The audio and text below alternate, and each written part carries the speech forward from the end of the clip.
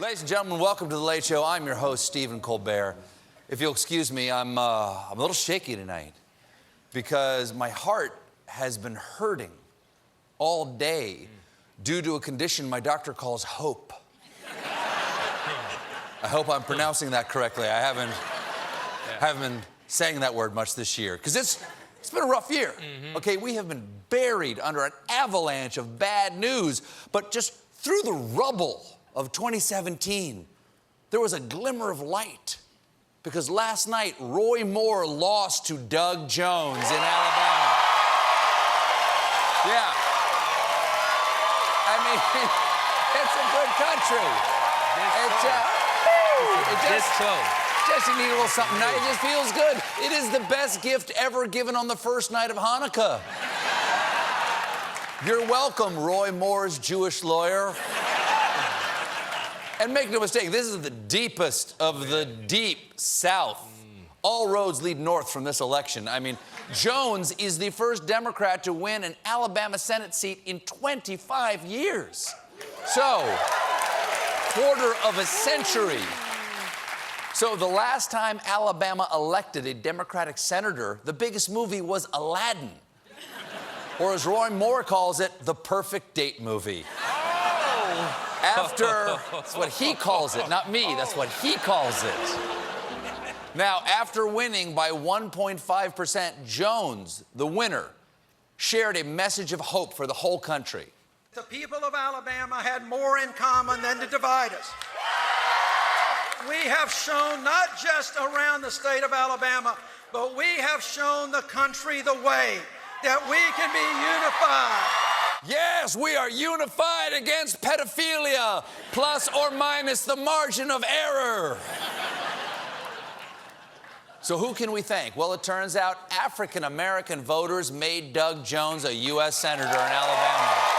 Yes, yes, yes, yes. Thank you. Thank you. Thank you, black voters. It is the best thing African Americans have done for Alabama since they built it for free. Just take a look. I'm not in favor of it. I'm just saying they didn't get paid. Just take a look at these numbers. Jones got 30% of white voters and 96% of African Americans. 96%, I think, if I'm not mistaken. I think that means African Americans get an A+, while white voters will be held back to repeat the civil rights movement. Of course, last night's election wasn't just a loss for Roy Moore, it was a loss for all Republicans, especially former Trump advisor and laboratory monkey receiving the placebo in a syphilis trial, Steve Bannon. Bannon backed Moore in the primary against establishment Republican Luther Strange. Now, thanks to Steve the Wonder Corpse Bannon, Republicans just lost the reddest state in the country, and they're not happy. Just listen to New York congressman and grocery store manager who doesn't like the look of those teenagers in the dairy aisle, Peter King. This guy does not belong on the national stage. He looks like some disheveled drunk that wandered onto the political stage. But perhaps it was John McCain's daughter, Meghan, who had the most eloquent takedown. Suck it, Bannon. Yeah. Wow. Yeah. I'm sorry, didn't you hear Anthony Scaramucci? That's what Bannon's been trying to do this whole time. But it's an oldie but a goodie. But the real loser here is Donald Trump, because he was all in on Roy Moore. A source close to the White House said, it's devastating to the president. This is an earthquake, like Virginia, but on steroids. Coincidentally, like Virginia, but on steroids, is the Alabama state motto. But to the president's credit, after Moore's loss last night, he tweeted something almost sportsmanlike. Congratulations to Doug Jones on a hard-fought victory. The write-in votes played a very big factor, but a win is a win. The people of Alabama are great, and the Republicans will have another shot at this seat in a very short period of time. It never ends. Yes, it never ends. But Roy Moore's political career, that appears to be over. Then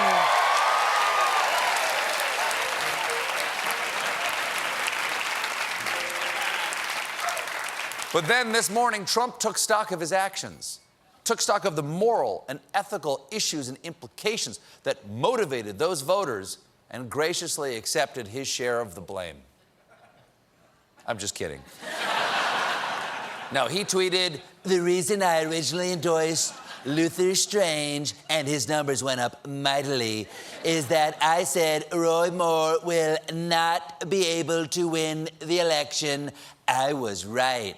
Roy worked hard, but the deck was stacked against him." Yes, the deck was stacked against him. And we also learned that Donald Trump's endorsement is a royal flush.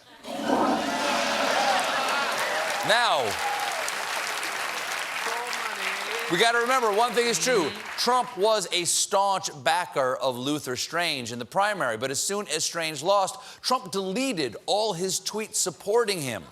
And he's going to do the same thing for Roy Moore, because backing a racist, homophobic teen squeezer is one thing, but backing a loser, that's off-brand. No.